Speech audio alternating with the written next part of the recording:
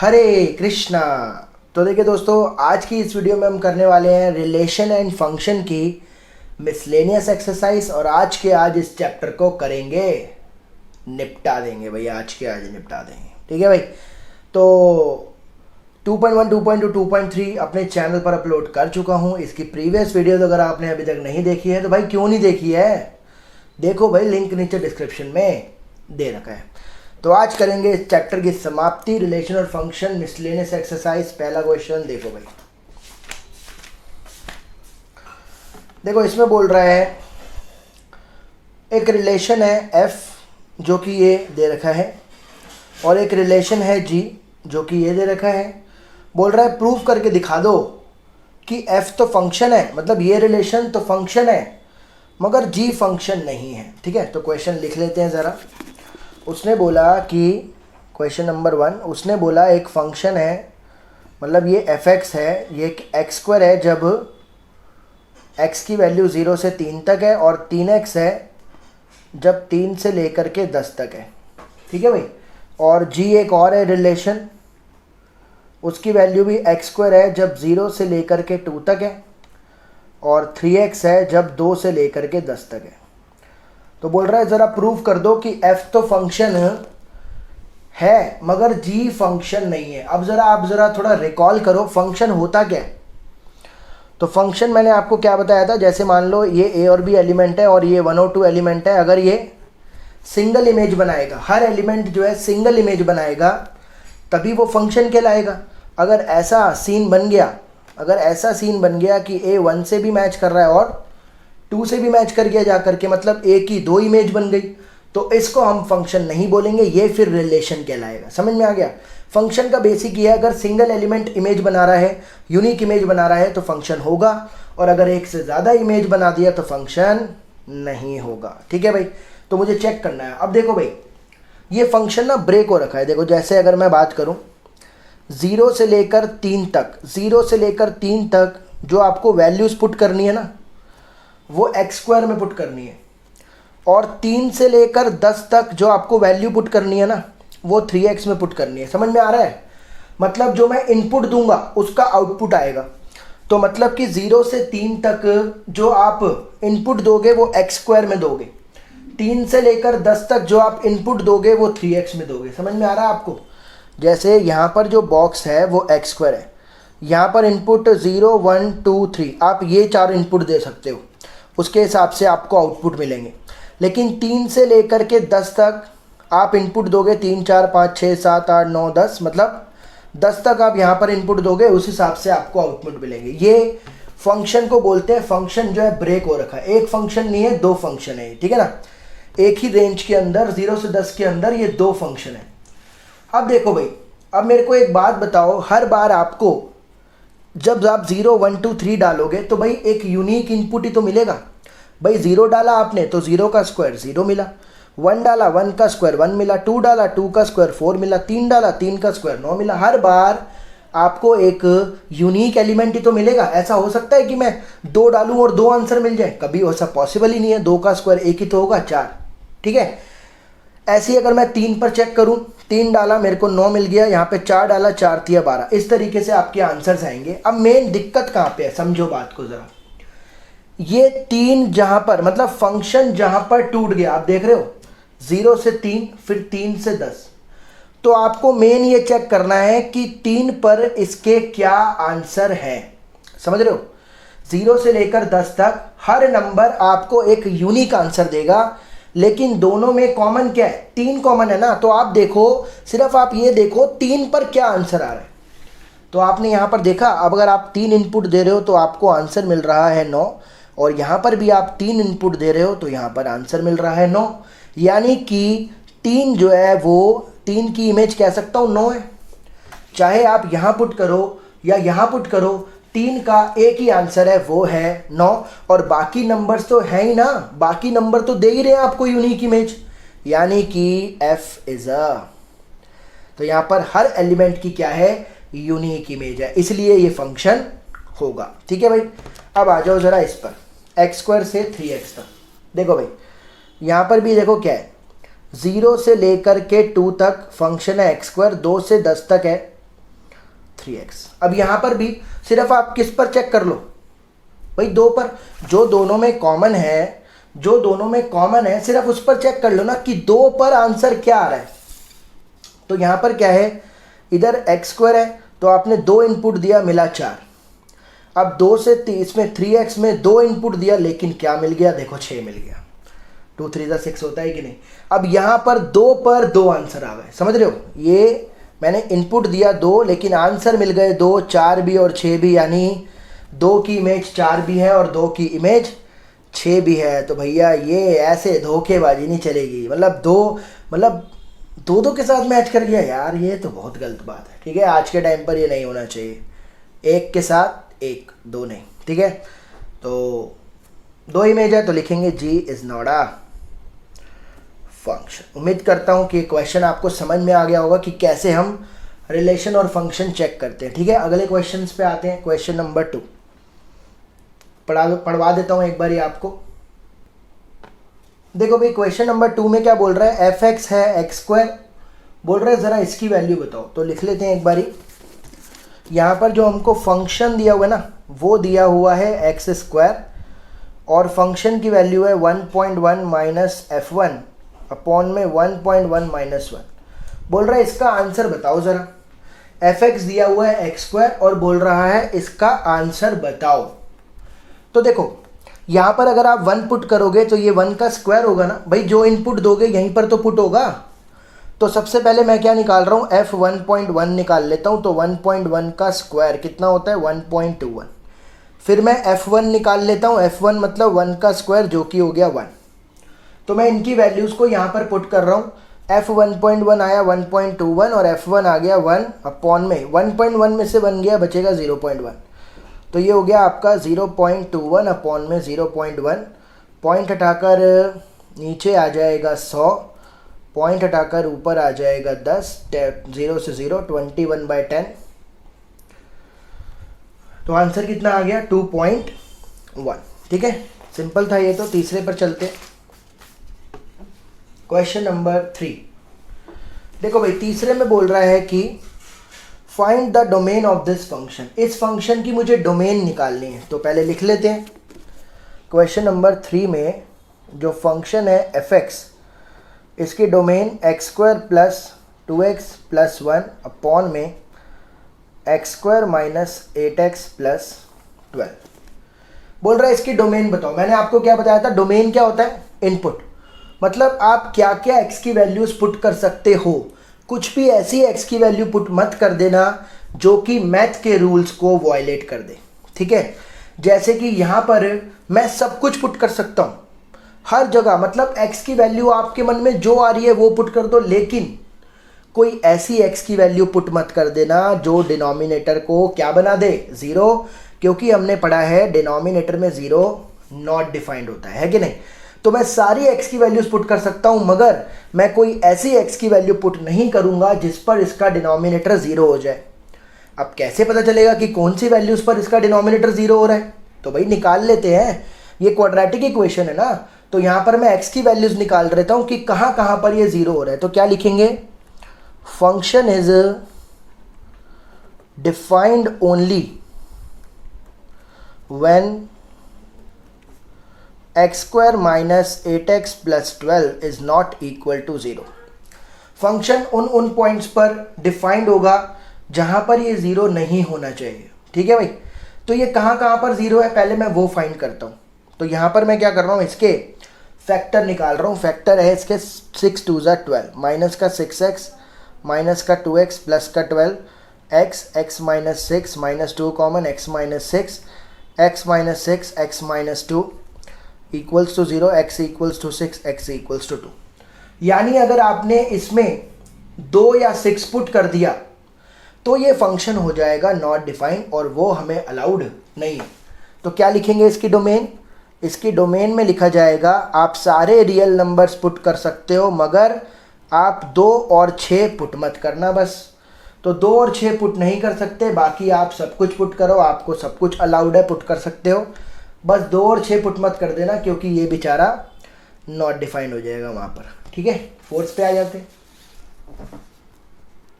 Question number 4।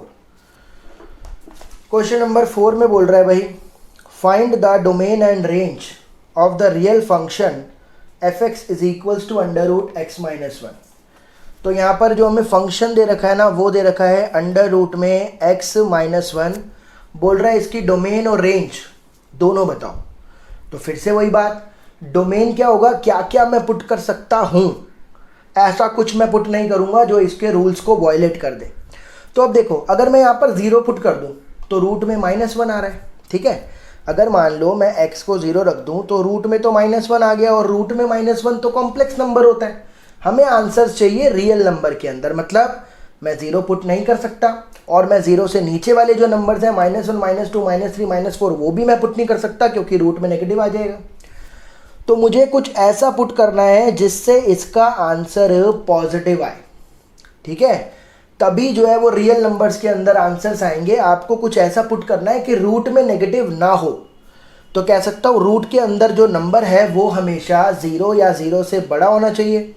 तो क्या लिखेंगे, function is defined only when x minus one is greater than equal to 0। तो अगर यहाँ पर ये इनइक्वलिटी है, इसको सॉल्व करने का तरीका है आप ऐड 1 कर दो दोनों तरफ, ठीक है ना, या 1 को सीधा उधर ले जाओ, x greater than equal to 1। यानी कि जो इसकी डोमेन है ना, मान लीजिए 0 या 1 है, तो इसका आंसर क्या होगा, 0 से 1 या 1 से बड़ा। तो इसको कैसे लिखते हैं इंटरवल फॉर्म में, जो इसकी डोमेन है वो क्या हो गई, आप 1 से लेकर के इन्फिनिटी तक, 1 से लेकर के आगे के जितने भी नंबर्स होंगे वो आप पुट कर सकते हो, एक भी पुट कर सकते हो, ठीक है। अब अगर आपको रेंज निकालनी है तो रेंज में मैंने आपको बताया था कि एफ एक्स को आपको यहाँ पर y मानना होता है। यहाँ पर एफ एक्स जो है, पहले इसको y मानो, y equal to under root x minus one, और x की वैल्यू निकालो, ठीक है भाई। रेंज निकालने के लिए आपको एफ एक्स को y मानना पड़ता है और x की वैल्यू निकालनी पड़ती है। x की वैल्यू कैसे आएगी, स्क्वायरिंग बोथ साइड, तो ये हो जाएगा वाई स्क्वायर, ये हो जाएगा x माइनस वन, तो वाई स्क्वायर प्लस 1 हो जाएगा x, ठीक है भाई। अब अभी मैंने आपको पढ़ाया कि x की वैल्यूज़ जो है ना, x की वैल्यू वो 1 या 1 से बड़ी है, x की वैल्यू 1 या 1 से बड़ी है, यानी कि x की वैल्यू वाई स्क्वायर प्लस 1 है, ये भी 1 या 1 से बड़ी होगी। तो 1 जब उधर गया तो 1 माइनस 1 तो हो गया 0, और इसका स्क्वायर रूट क्या होता है, रूट का 0 का रूट ही 0 ही होता है। तो y के आंसर्स क्या है, 0 से बड़े, समझ रहे हो, 0 से बड़े आंसर है। तो इसकी रेंज क्या हो गई, इसकी रेंज हो जाएगी 0 से लेकर के इन्फिनिटी तक। जो y की वैल्यूज़ होती है वो आंसर्स आते हैं, तो आंसर क्या आएंगे, 0 से लेकर के इन्फिनिटी तक, ठीक है भाई। 5th देखते हैं आप, क्वेश्चन नंबर 5th। अब देखिए क्वेश्चन नंबर 5 पढ़ा देता हूँ आपको।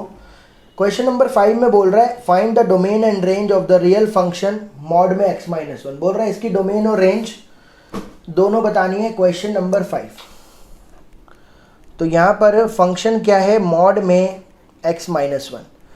तो देखिए ये हमने डिटेल में डिस्कस किया था, ये होता है मॉड्यूलस फंक्शन, और मॉड्यूलस फंक्शन की जो डोमेन होती है वो होती है r, क्योंकि यहाँ पर कोई भी ऐसा नंबर नहीं है जो मैथ के रूल्स को वायलेट कर रहा हो। भाई आप 1 पुट करो, 2 पुट करो, नेगेटिव पुट करो, पॉजिटिव पुट करो, फ्रैक्शन पुट करो, रूट पुट करो, जो आपका मन आ रहा है वो पुट करो, ये सबको अलाउ करेगा, ठीक है। तो डोमेन तो हो गया सिंपल रियल नंबर। अब रेंज अगर निकालना है तो यहाँ पर देखिए, अब आप ये मत कहना कि, मतलब कुछ बच्चे बोलते हैं सर आपने बोला एफ एक्स को y मान लो।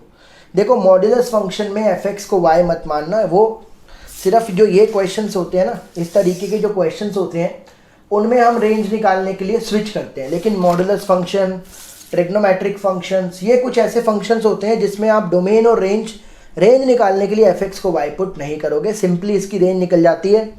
हमने पढ़ा है कि मॉड्यूलस फंक्शन का आंसर हमेशा पॉजिटिव होता है। भाई मॉड्यूलस फंक्शन का काम क्या है, मॉड्यूलस फंक्शन का काम यह है, अगर आप उसको नेगेटिव नंबर दोगे तो वो उसको पॉजिटिव कर देगा, और पॉजिटिव दोगे तो पॉजिटिव ही रखेगा। तो मॉड्यूलस फंक्शन का आंसर कभी नेगेटिव नहीं आ सकता। तो इसके जो आंसर्स हैं वो कभी नेगेटिव नहीं आ सकते। माइनस मतलब ये जो है हमेशा 0 या 0 से बड़ा होगा, मतलब y, क्योंकि एफ एक्स तो y है ना, मानेंगे लेकिन स्विच नहीं करेंगे, ठीक है। तो y जो है वो 0 0 से बड़ा होगा, तो इसकी जो रेंज हो गई वो हो जाएगी 0 से लेकर के, सिर्फ पॉजिटिव नंबर्स ही इसके आंसर्स होंगे, बस सिंपल सी बात है, ठीक है भाई। 6th पे आ जाते हैं। क्वेश्चन नंबर 6 में देखो क्या बोल रहा है। 6 में बोल रहा है फंक्शन है x कॉमा, देखो यहाँ पर y होता है लेकिन y की जगह इसने ये लिख दिया। बोल रहा है x जो है ना वो रियल नंबर को बिलोंग कर रहा है, मतलब x के जो आप इनपुट दे रहे हो वो सारे रियल नंबर्स हैं।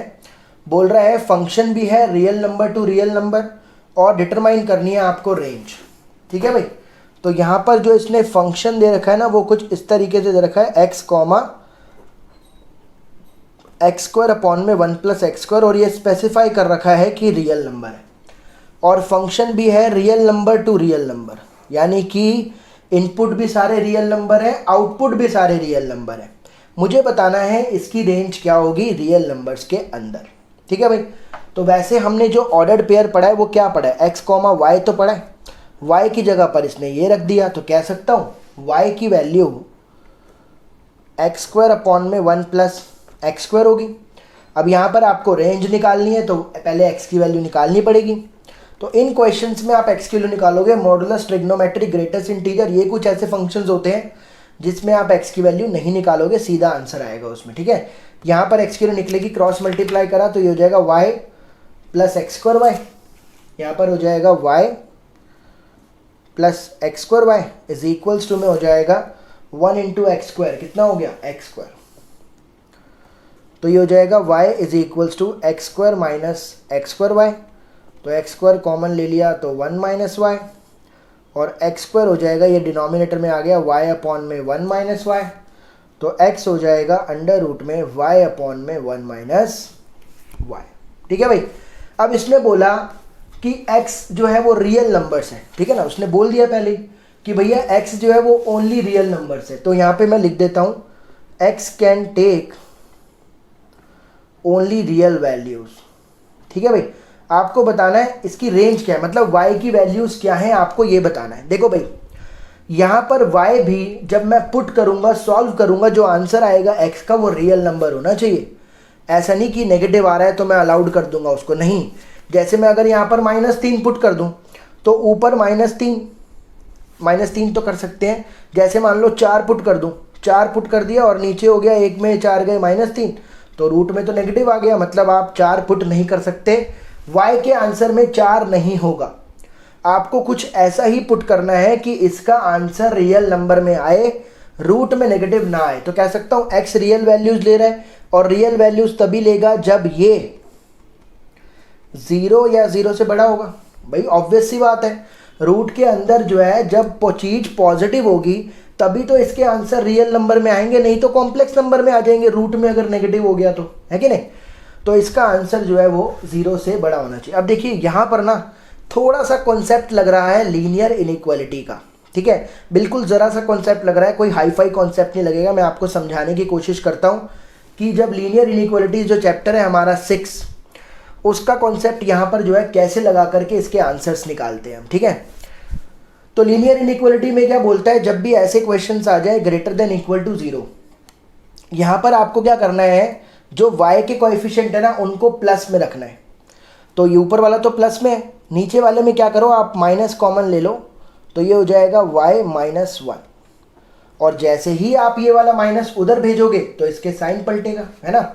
इनइक्वालिटी में क्या होता है, जब भी माइनस की शिफ्टिंग होती है साइन पलटता है। जैसे मान लो -y greater than equal to 2 है, -y को शिफ्ट करूंगा तो लेस देन इक्वल्स टू -2 हो जाएगा। या फिर अगर -x greater than equal to -2 है, माइनस कटता है तब भी शिफ्ट हो जाता है, साइन जो है वो चेंज हो जाता है। तो ऐसे क्वेश्चंस को लीनियर इनइक्वालिटी से कैसे सॉल्व करते हैं, मैंने क्या बोला, सबसे पहले आपको याद रखना है y के कोएफिशिएंट को पॉजिटिव में रखना है। नीचे वाला नहीं था, पॉजिटिव आ गया, माइनस को उधर शिफ्ट करा, साइन पलट गया। उसके बाद बोलता है कि जो ऊपर वाला जो न्यूमरेटर है उसको भी 0 रखो, और जो डिनोमिनेटर है उसको भी 0 रखो। तो यहाँ से y आ गया 0, यहाँ से y आ गया 1। अब इसको नंबर लाइन पर पुट करो, 0 ये रहा, 1 ये रहा, ठीक है भाई। यहाँ तक तो क्लियर हो गया होगा, कोई दिक्कत नहीं होगी यहाँ तक। सबसे पहले y के कोएफिशिएंट को प्लस करना था, उसके बाद न्यूमरेटर डिनोमिनेटर को 0 रख के नंबर लाइन पर प्लॉट कर दिया, ठीक है कि नहीं, यहाँ तक क्लियर हो गया। उसके बाद ये होते हैं हमारे क्रिटिकल पॉइंट्स। उसके बाद बोलता है कि आप राइट से प्लस लगाओ, राइट में लगाओ प्लस, फिर लगाओ अल्टरनेट माइनस, फिर प्लस। राइट साइड से शुरू करो, क्योंकि ये क्या है माइनस इन्फिनिटी और वो क्या है प्लस इन्फिनिटी ना, तो जो हमारा क्रिटिकल पॉइंट है उसके बाद लगाओ प्लस, फिर माइनस, फिर प्लस, और होता तो ऐसे प्लस माइनस प्लस ऐसे लगाते रहो। अब यहाँ पर इनके आंसर वही होंगे, क्योंकि यहाँ पर लेस देन जीरो साइन लगा हुआ है ना, तो नेगेटिव वाला इसका आंसर होगा। अगर मान लो यहाँ पर ग्रेटर देन होता तो पॉजिटिव वाले आंसर होते, यहाँ पर लेस देन है तो नेगेटिव वाले आंसर होंगे, मतलब इसका जो आंसर है ना वो 0 से 1 है। तो y का आंसर जो है ये 0 से 1 है, लेकिन अब मुझे चेक करना है कि 0 और 1 आंसर है या नहीं। 0 आंसर है या नहीं, 1 आंसर है। देखो 1 तो आंसर नहीं हो सकता, क्योंकि 1 माइनस 1 क्या हो जाएगा 0, नॉट डिफाइन हो गया। तो इस पर हमें ओपन इंटरवल बनाना है, इस पर ओपन इंटरवल बनाना है। 0 आंसर हो सकता है तो 0 पुट करा तो 0 बराबर 0 आ रहा है, तो 0 आंसर हो सकता है, यानी कि 0 पर ये वाला ब्रैकेट आएगा। तो इसकी जो रेंज होगी ना वो होगी 0 से 1। समझ में आ गया आपको? 1 तो नहीं हो सकता आंसर, लेकिन जब 0 पुट कर रहा हूँ 0/0 आ रहा है, 0 बराबर 0 ये आंसर हो सकता है। तो ये लीनियर इनइक्वालिटी का छोटा सा कॉन्सेप्ट है जो इस चैप्टर में यूज़ हो रहा है। उम्मीद करता हूँ कि आपको ये समझ में आया होगा। कोई भी बात समझ में ना आई हो तो नीचे कमेंट ज़रूर करें, या फिर आप इंस्टाग्राम पे मुझे फॉलो कर लें, वहाँ पर भी अपने डाउट्स आप मुझसे पूछ सकते हैं, कोई दिक्कत नहीं है। लिंक नीचे डिस्क्रिप्शन में दे रखा है। तो 6 भी हो गया। आप देखो 7 में f और g दोनों फंक्शन है R2R। fx है आपका x+1, fx दे रखा है आपका x+1 और gx दे रखा है 2x-3। gx दिया हुआ है 2x-3। बोल रहा है f+g बताओ, f-g बताओ, f/g बताओ। मतलब क्या बताना है मेरे को? f+g, f-g, f/g। ये क्वेश्चन देखकर भाई हंसी आ जाती है, इतने आसान क्वेश्चन है ये। मतलब आप कहोगे यार मैं सच में 11th के क्वेश्चन कर रहा हूँ ना ये, मैं मतलब आपको विश्वास नहीं होगा कि मैं 11th में ही हूँ ना सच में। तो f और g देखो, f+g कैसे निकालते हैं, आपको दोनों को सिंपली प्लस कर देना है, fx+gx कर दो बस। तो ये क्या हो जाएगा x+1 प्लस 2x-3। तो f+g कितना आ जाएगा 3x-2। और अगर आपको f-g निकालना है तो दोनों को सिंपली माइनस कर दो, fx-gx, यानी कि x+1 और माइनस का हो जाएगा 2x-3। तो ये हो जाएगा x+1 माइनस का 2x प्लस का 3, तो ये हो जाएगा माइनस का x प्लस का 4। और अगर आपको f/g निकालना है तो आप fx को gx से डिवाइड कर दो और सिंपली इसका आंसर आ जाएगा x+1 2x-3। तो बस ये करना है इस क्वेश्चन के अंदर, प्लस माइनस और डिवाइड, बस खत्म। 8 पर आ जाओ। 8 में बोल रहा है कि एक फंक्शन है 1 1 2 3 0 -1 -1 -3। लिख लेते हैं।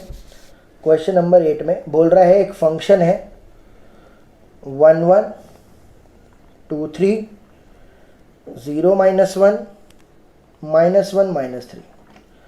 बोल रहा है फंक्शन है इंटीजर टू इंटीजर, मतलब यहाँ पर भी सारे इंटीजर, यहाँ पर भी सारे इंटीजर, ठीक है भाई। और फंक्शन भी दिया हुआ है इन्होंने ax+b। बोल रहा है a और b की वैल्यू बताओ। फंक्शन भी दिया हुआ है इन्होंने ax+b, बोल रहा है a और b की वैल्यू बताओ। अब देखो भाई, यहाँ पर fx को ना y मान लो, तो y क्या हो गया ax+b। अब मेरे को एक बात बताओ, x होता है इनपुट और आउटपुट होता है y, ये बात आपको क्लियर है। अगर मैं 1 1 की बात करूँ, कह सकता हूँ ये इनपुट है और ये आउटपुट है। भाई 1 आपने दिया और मिला आपको 1, कोई दिक्कत नहीं इसमें। अब यहाँ पर समझो, तो यहाँ पर y मुझे 1 मिला जब मैंने इनपुट दिया 1 + b, यानी कि 1 हो गया a+b। ये मेरा आंसर कब आया? जब मैंने 1 1 ऑर्डर्ड पेयर उठाया। अगर मैं 2 3 उठा लूँ, इसका मतलब है मैंने इनपुट दिया 2 और आउटपुट मिला 3। सही बात है, जब मैंने आउटपुट मिला 3, जब मैंने इनपुट दिया 2, तो 3 हो गया 2a + b। तो बस इन दोनों इक्वेशन से क्या मैं a और b निकाल सकता हूँ? मुझे आगे की ज़रूरत नहीं है। ये 4 चीज़ें हैं, वैसे तो चारों आप यूज़, लेकिन चारों यूज़ करने का फ़ायदा नहीं है ना भाई। ये दोनों यूज़ करके अब मेरा a और b की वैल्यू आ सकती है, क्योंकि मेरे पास 2 इक्वेशन आ गई हैं। अब देखो एलिमिनेशन लगाओ, 2a + b कितना है? 3 है। 2a + b है 3, और a प्लस बी है 1, माइनस माइनस माइनस गया, a हो गया 2, a की वैल्यू 2 इस इक्वेशन में पुट कर देते हैं, 2 प्लस बी हो गया 1, तो b की वैल्यू क्या आ गई, आ गया आपका a और b। तो फंक्शन क्या हो गया, फाइनली फंक्शन क्या हो जाएगा, ये हो जाएगा 2, ये माइनस 1, तो 2x माइनस 1 होगा इसका फाइनल आंसर। ठीक है भाई। अब देखिए क्वेश्चन नंबर 9। क्वेश्चन नंबर 9 में क्या बोल रहा है, बोल रहा है let r be a relation from n to n। r एक रिलेशन है natural number to natural number. ठीक है भाई। तो यहाँ पर क्वेश्चन नंबर 9 में यहाँ पर भी सारे नेचुरल नंबर लिखे हुए हैं, यहाँ पर भी सारे नेचुरल नंबर लिखे हुए हैं, रिलेशन है r, यहाँ पर भी सारे नेचुरल नंबर है, यहाँ पर भी सारे नेचुरल नंबर है। ठीक है भाई, अभी तक हमने ये पढ़ा।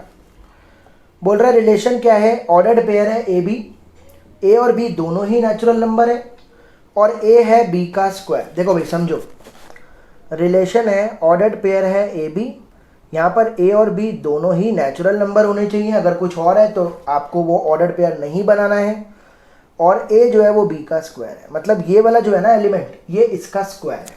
ठीक है भाई। तो बोल रहा है कि बताओ आर द फॉलोइंग ट्रू, क्या ये जो बातें लिखी हुई हैं ये ट्रू है। पहली बात क्या है, ए क्या रिलेशन को बिलोंग करेगा, यहाँ पर ए नेचुरल नंबर को बिलोंग कर रहा है। देखो भाई समझो ज़रा, बोल रहा है क्या ये वाले ऑर्डर्ड पेयर इस रिलेशन को बिलोंग करेंगे, यहाँ पर ए नेचुरल नंबर है। अब मैंने आपको क्या बोला, इधर भी सारे नेचुरल नंबर लिखे हुए हैं, इधर भी सारे नेचुरल नंबर लिखे हुए हैं। ए और बी में, ए और बी जो ऑर्डर्ड पेयर है, ए क्या है बी का स्क्वायर, बी का स्क्वायर करोगे तो ए आएगा, ये रिलेशन है इनके बीच में। बोल रहा है क्या ये वाले ऑर्डर्ड पेयर रिलेशन को बिलोंग करेंगे, मतलब कि क्या 1 1 2 2 3 3 इस तरीके के जो ऑर्डर्ड पेयर है क्या इसमें आएंगे, येस और नो, ट्रू और फॉल्स, ये बताना है मेरे को। अब एक मेरी बात सुनो, 1 1 है, इसका मतलब क्या है कि 1 1 का स्क्वायर है, यानी कि 1 = 1, तो ये तो ट्रू हो रहा है।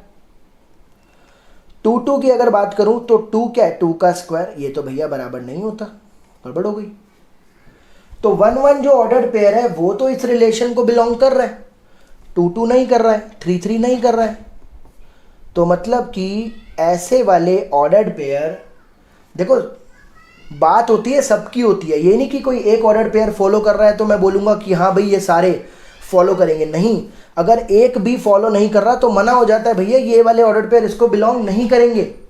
खाली 1 1 का बिलोंग करना इसका मतलब ये नहीं मैं सबके लिए हाँ बोल दूँ, ये गलत है।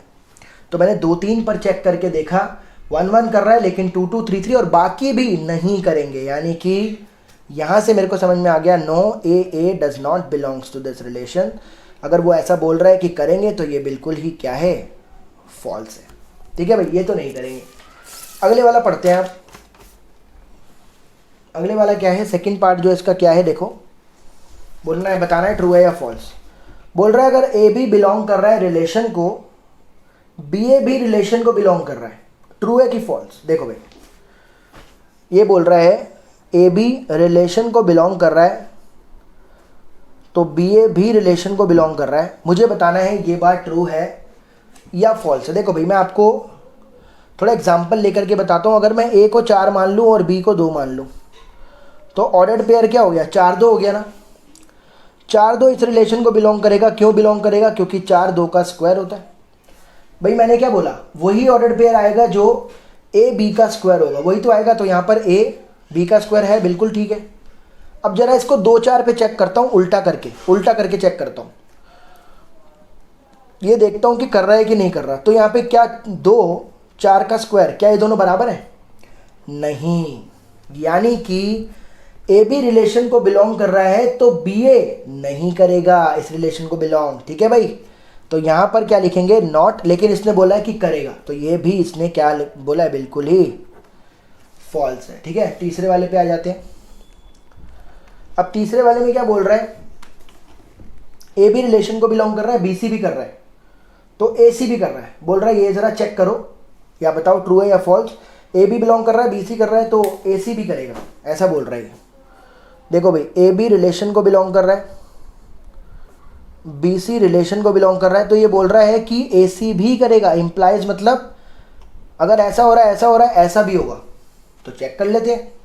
देखो अगर मैं ए को 16, बी को 4 और सी को 2 मान लूँ, तो ए बी मतलब 16 जो है वो 16 4 रिलेशन को बिलोंग कर रहा है, क्योंकि 16 क्या होता है 4 का स्क्वायर, बिल्कुल ठीक है। 4 2 भी रिलेशन को बिलोंग कर रहा है, क्योंकि 4 क्या होता है 2 का स्क्वायर, बिल्कुल ठीक है। लेकिन क्या 16 और 2 भी करेगा? क्या 16 2 का स्क्वायर होता है? नहीं, ये बिल्कुल ही गलत है, ये नहीं करेगा इसको बिलोंग। समझ में आ गया? ये वाला एलिमेंट इसका स्क्वायर होना चाहिए, यहाँ पर है यहाँ पर है, लेकिन 16 और 2 देखो, ए बी से कर रहा है, बी सी से कर रहा है, बोल रहा है ए सी से करेगा।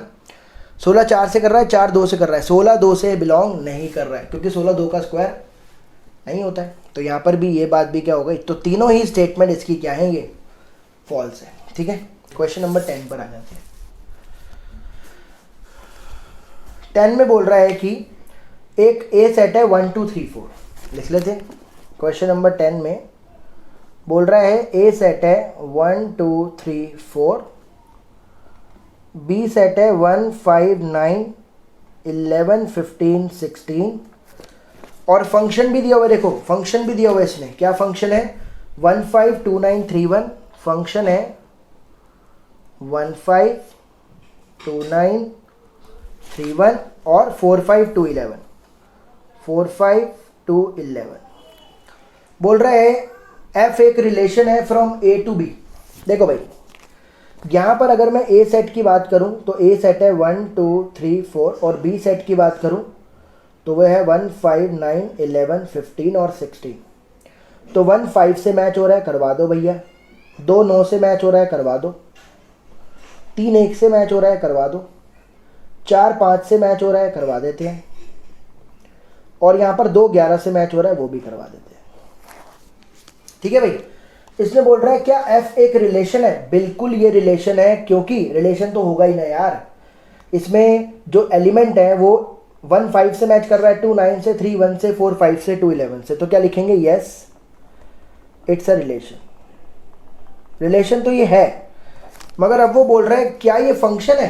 अरे भैया नहीं भैया, कैसी बातें करती भैया। 2 मैच कर रहा है 9 से, 2 मैच कर रहा है 9 से, और 2 मैच कर रहा है 11 से। 2 की 2 इमेज है, 2 2 इमेज को फॉलो कर रहा है, तो no it's not a function.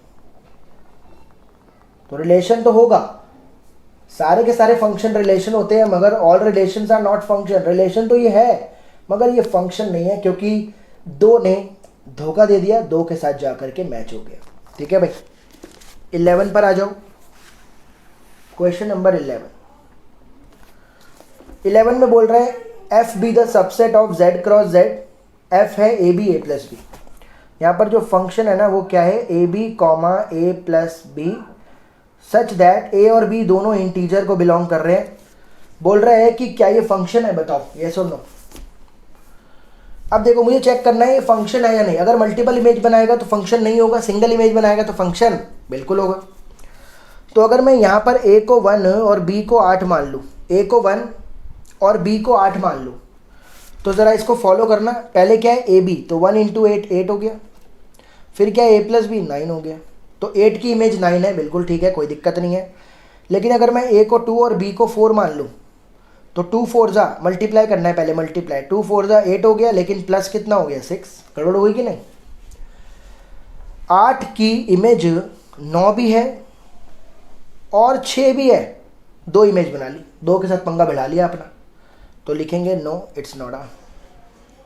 आप और भी यहाँ पर बहुत सारे एग्जाम्पल ले सकते हो जिसमें एक ही एलिमेंट की बहुत सारी इमेजेस, मल्टीपल इमेजेस बनेंगी। आप यहाँ पर 1 और 16 ले लो, 2 और 8 ले लो, हर बार 16 आएगा प्रोडक्ट, लेकिन प्लस हर बार अलग आएगा। ठीक है ना? अब देखो 12th लास्ट क्वेश्चन, चैप्टर समाप्त। क्वेश्चन नंबर 12, इसमें बोल रहा है एक ए सेट है 9 10 11 12 13। लिख देते हैं, ए सेट है 9 10 11 12 और 13। बोल रहा है एफ है ए टू एन, एफ है ए टू एन। यहाँ पर ए सेट तो ये रहा और एन यहाँ पर नेचुरल नंबर है। बोल रहा है एफ एन जो है ना वो हाईएस्ट प्राइम फैक्टर है एन का। एफ एन जो है ना वो हाईएस्ट प्राइम फैक्टर है किसका? ऑफ n बोल रहा है f की ज़रा रेंज बता दो हमको। ठीक है भाई, हमें बताना है f की रेंज क्या होगी। देखो भाई थोड़ा सा इसमें ना थोड़ा सा ध्यान से समझने वाला है, क्वेश्चन यूँ हो जाएगा, कुछ भी नहीं है। इसमें बोल रहा है ये वाले जो इनपुट है ना a से लेकर के n तक है, मतलब इनपुट है 9, 10, 11, 12, 13 और यहाँ पर सारे के सारे नेचुरल नंबर है, ये a है और ये n है।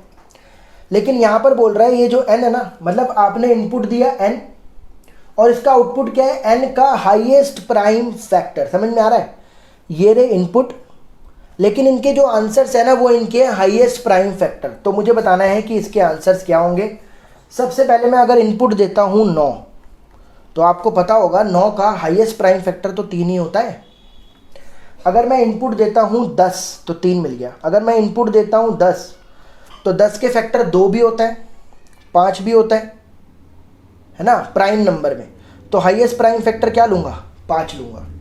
अगर मैं लेता हूँ 11 तो 11 तो डिवाइड ही नहीं होता, 11 का प्राइम फैक्टर 11 ही होगा हाईएस्ट। 12 का क्या होगा, 12 का हाईएस्ट प्राइम फैक्टर 2 भी होता है, 12 2 से भी जाता है, 3 से भी जाता है प्राइम नंबर में, तो 3 होगा। और 13 तो भैया 13 से ही जाता है। समझ रहे हो आप? मतलब ये जो इनपुट हम दे रहे हैं इनके हाईएस्ट प्राइम फैक्टर देने हैं मेरे को। 9 का हाईएस्ट प्राइम फैक्टर 3 ही होता है, 10 का 2 5 है लेकिन 5 लेंगे, 11 का 11 होगा, 12 का 2 से भी जाता है, 3 से भी जाता है, आगे भी जाता है लेकिन वो प्राइम नहीं है ना, प्राइम 3 हो गया हाईएस्ट, 13 13 से जाता है। तो इनके इनपुट क्या हो गए, 3 हो गया, 5 हो गया, 11 हो गया, 3 तो दोबारा आ गया, 13 हो गया।